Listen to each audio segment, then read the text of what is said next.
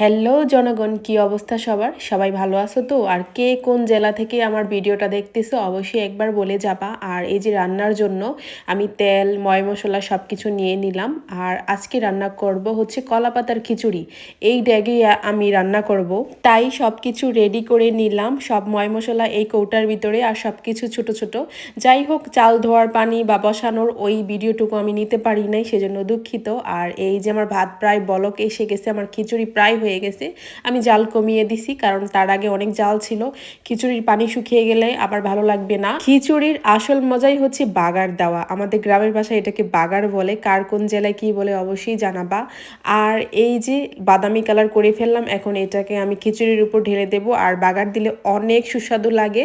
আর সবচেয়ে বেশি ভালো হইতো মিষ্টি কুমড়া, সিম, টমেটো, আলু, বেগুন এগুলা দিলে অনেক ভালো লাগতো। যেহেতু আমি অল্প জিনিস তৈরি করব, সেজন্য আর বেশি কিছু দিলাম না। আরেকদিন তোমাদের রান্না করে দেখাবো সব সবজি দিয়ে। আর হচ্ছে এই যে এখন আমি এটাকে কিছুটা জাল করে নিব। আমি এটার ভিতরে 2 পদের ডাল, কাঁচামরিচ আর হচ্ছে পেঁয়াজ আর বাগার দিয়ে ফেলছি। তো খুব একটা প্রণালী দেইনি, আদা রসুন দিছি, গরম মশলা দিছি। এখন লাস্টে আমি ধনেপাতা দিয়ে এটাকে তারপর নামিয়ে ফেলবো। আর ধনেপাতা দিলে খিচুড়িটা আরও বেশি সুস্বাদু লাগবে আমার কাছে মনে হয়। আমি জানি না সবাই ধনেপাতা দেয় কি না। তারপর আমার নামানো শেষ হয়ে গেলে আমি এখন ডিমটা ভেজে নেব। তো খিচুড়ির সাথে ডিমটাও খারাপ লাগবে না, সেজন্য আমি খানিকটা ডিম ভেজে নিলাম, যাতে খিচুড়ির সাথে খেতে পারি। যেহেতু আমার কাছে অন্যান্য খাবার নেই, যেমন ভর্তা বা হচ্ছে মাংস, এগুলা কিছুই নেই। এই দিকে আমার বোন এসে বলতেছে কলা পাতা আনলাম, এবার আমাকে খেতে দাও। বড় একটা কলা পাতা আনছি, বেশি করে খিচুড়ি দিবা। তো আমি তো রান্নাই করছি, অল্প বেশি কিভাবে দেব বলেন আপনারা।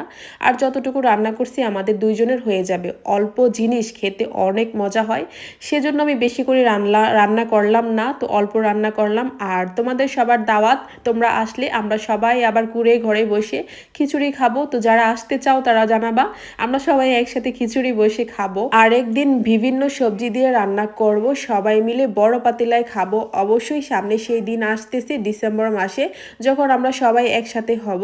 তো যাই হোক, এই দিকে আমার বোনের কাছে আমি খিচুড়ি দিলাম। ও এতটুকু দেখে ও হাসতেছে, এতটুকু আর কিছুই হবে না। তো ওকে আমি বললাম আগে এতটুকু খা, ভিডিও নেই, তারপরে তোকে বেশি করে দেব, সমস্যা নেই। তো হাসতেছে আর খাইতেছে। আর এই দিকে আমরা চেটেপুটে খাওয়া আমাদের শেষ প্রায়। দেখেন কতটা চেটেপুটে আমরা খেয়ে ফেলছি।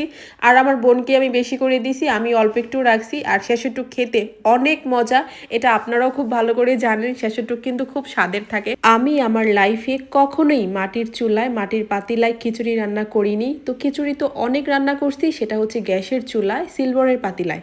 তো যাই হোক, এই দিকে আমার বোন বলতেছে অনেক মজা, অনেক সুস্বাদু, সেজন্য হাসতেছে। তো আজকের মতো ভিডিওটা এই পর্যন্তই। সবাই ভালো থাকবা, সুস্থ থাকবা, আল্লাহ হাফেজ। আর হ্যাঁ, অবশ্যই খিচুড়ি রান্না কেমন হলো জানাবা।